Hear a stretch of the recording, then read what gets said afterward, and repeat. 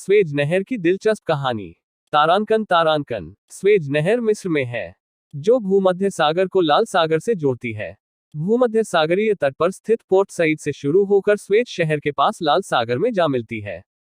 इन दोनों शहरों के बीच गुजरने वाली स्वेज नहर की लंबाई शुरू में 100 मील या 164 किलोमीटर और चौड़ाई मात्र 60 मीटर थी, पर इस पर काम होता रहता है और अब इसकी लंबाई 193.3 किलोमीटर और चौड़ाई कहीं पर 264 मीटर तो कहीं पर 313 मीटर है।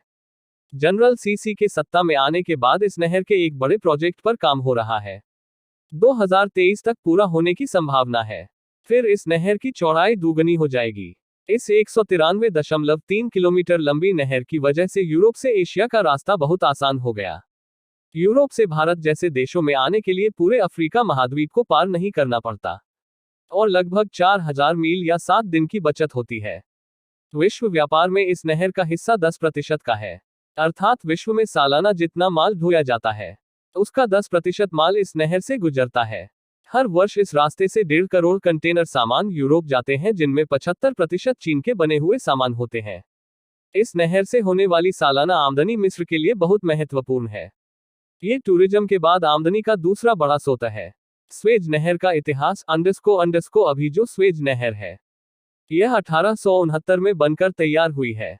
लेकिन जैसा कि आपको मालूम है कि मिस्र और भूमध्य सागरीय देश पुरानी सभ्यताओं के देश हैं और शुरू से ही यूरोप से एशिया को जोड़ने वाले इस रास्ते का महत्व का अंदाजा हो गया था, इसलिए शुरू से इस पर काम भी हुआ। आज के लगभग 3900 वर्ष पहले फिरौन सेनुसर थर्ड ने नील नदी से कुछ छोटी छोटी नहरें खुदवाईं, जिससे भूमध्य सागर को लाल सागर से जोड़ा गया था।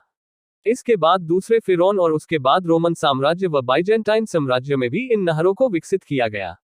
हजरत उमर के समय जब मिस्र पर इस्लामी सेना को विजय प्राप्त हुई तो मिस्र के गवर्नर हजरत अम्र बिन अलाज ने एक नहर खुदवाई, जिसका नाम अमीरुल मोमिनीन नहर रखा गया। हजरत मुआविया और खलीफा हारून रशीद ने भी इन नहरों पर विशेष ध्यान दिया, लेकिन इन सब लोगों की कोशिशें छोटी छोटी नहरों को ही विकसित करने पर रहीं। शायद उस समय की जरूरतें भी इतनी ही थीं। 18वीं शताब्दी के आखिर में नेपोलियन बोनापार्ट ने जब मिस्र पर कब्जा किया तो उसने एक बड़ी नहर खोदवाने की तैयारी की। बजट तैयार हुआ, पर उस समय के फ्रांसीसी राष्ट्रपति की मंजूरी इस पर नहीं मिली। नेपोलियन के समय ये काम नहीं हो पाया, पर फ्रांस रुका नहीं। फ्रांस के लोग कोशिश करते रहे। 1854 में फ्रेंच इंजीनियर फर्डिनेंड डी लेस्बेस ने उस समय के मिस्र के गवर्नर सईद पाशा के सामने एक प्रपोजल रखा, जिसे सईद पाशा ने स्वीकार कर लिया और इस्तांबुल के हेडक्वार्टर से इजाजत हासिल कर ली। इस तरह 1858 में मौजूदा स्वेज नहर बनना शुरू हुई, जो 10 साल बाद 1868 में बनकर तैयार हो गई। इस नहर के लिए रातों दिन शिफ्टों में काम हुआ। प्रोजेक्ट की शर्तों के अनुसार काम करने वाले 85% मजदूर मिस्र के थे। इन 10 सालों में 1,20,000 मजदूर खाने पीने की कमी और दूसरी बीमारियों में मर गए। आज मानवाधिकारों का चैंपियन फ्रांस ने मजदूरों को जरूरत भर का खाना भी नहीं दिया, वह मर गए। मिस्री मजदूरों की चिंता न तो फ्रांसीसी लोगों को थी और न ही मिस्र पर शासन करने वाले तुर्कों को। 1868 में बनने के बाद इस नहर की जिम्मेदारी फ्रांस को मिली।